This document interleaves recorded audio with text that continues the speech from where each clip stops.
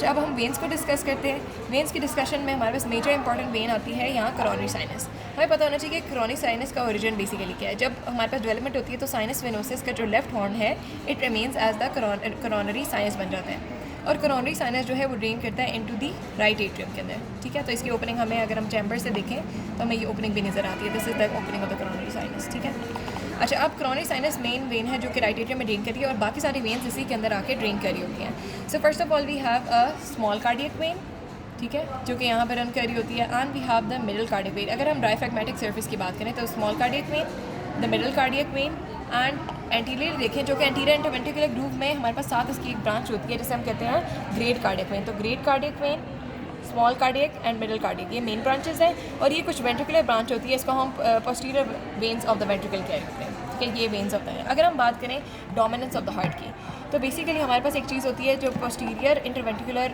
Branch है। Basically तो हमें पता है कि ये राइट करोनरी से, और 90% ऑफ द केसेस में जो पोस्टीरियर इंटरवेंट्रिकुलर आर्टरी है that arises from the right coronary. लेकिन कुछ केसेस में ये होता है कि हमारे पास जो लेफ्ट करोनरी आर्टरी ना उसमें से भी अराइज हो सकती है पोस्टीरियर। तो उस केस में अगर राइट करोनरी से अराइज होती है तो heart is considered to be as right dominant, और अगर लेफ्ट करोनरी आर्टरी से अराइज करेगा तो उस हार्ट को हम कहते हैं लेफ्ट डोमिनेंट हार्ट होता है।